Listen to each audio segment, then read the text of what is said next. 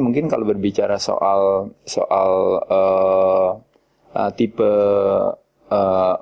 muscle atau tipe otot tadi, mungkin Mas Alim juga bisa jelaskan analoginya antara pelari sprinter dan juga marathon runner. Mungkin perbedaannya apa? Terlepas daripada bukan artinya yang satu lebih baik dari yang lain ya, tapi hanya lebih kepada menjadi informasi sebenarnya buat fitness mania untuk bisa tahu perbedaan tersebut. Iya. Seorang marathon runner adalah seorang yang tentunya hampir tidak pernah melatih otot tipe 2A, 2A dan 2B-nya.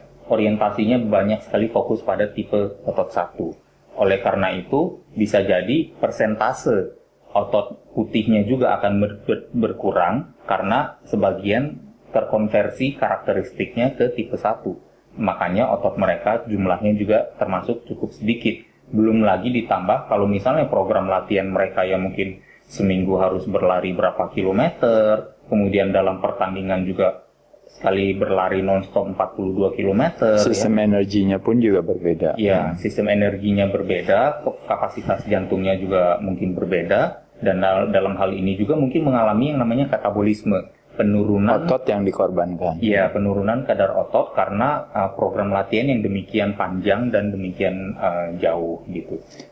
Kalau untuk sprinter karena yang menjadi tujuannya adalah berlari sekencang-kencangnya dalam rentang yang lebih pendek, yang durasi yang pendek dan durasi yang pendek, dia tidak memerlukan otot merah sebagai daya tahan, sebagai elemen stamina.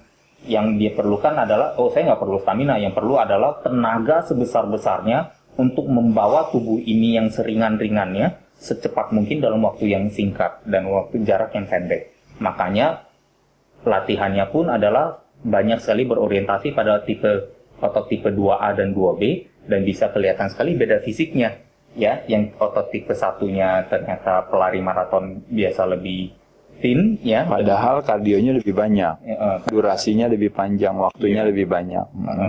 Sementara, tapi secara komposisi tubuh kadar lemaknya tidak lebih rendah. Lebih rendah juga. Seorang atlet maraton, kadar lemaknya meskipun kardionya lebih panjang, belum tentu kadar lemaknya lebih rendah daripada seorang atlet sprinter. Seorang sprinter justru dengan massa otot atau komposisi otot yang lebih tinggi saat istirahat, kembali lagi tadi mungkin di bab sebelumnya kita membahas bahwa dengan otot yang lebih banyak, pembakaran saat kita beristirahat juga lebih tinggi, sehingga metabolismenya juga lebih cepat dan memudahkan untuk menurunkan kadar lemak. Hal ini juga yang mengantarkan kita pada pertanyaan selanjutnya atau pernyataan selanjutnya, yaitu adalah bahwa berarti kebanyakan daripada fitness mania untuk bisa mengeringkan otot. Nah kan yang sering ini kesalahpahaman yang terjadi adalah bahwa dengan melakukan aktivitas latihan beban dengan beban yang ringan dengan repetisi yang semakin banyak, jadi semakin kering seolah-olah. Sedangkan dengan beban yang berat berarti tidak perlu harus dilakukan. Mungkin bagaimana komentarnya tentang hal tersebut? Oh iya, biasa memang ada. Jadi relate-nya hubungannya ke analogi tadi ya. Iya, analoginya mungkin karena ada pemikiran juga bahwa mungkin tekniknya ya yang sudah demikian canggih, atau bahkan orientasi pemikiran bahwa saya kalau repetisinya tinggi saya akan menghabiskan membakar lemak lebih banyak atau membakar kalori lebih banyak, meningkatkan ini. Tapi sebenarnya kembali lagi pendekatannya, kalau memang mau kita memperbaiki komposisi tubuh kita, memang pendekatan latihan berat ya akan lebih terkontrol ya, akan lebih optimal daripada kalau kita repetisinya tinggi dengan beban yang lebih ringan.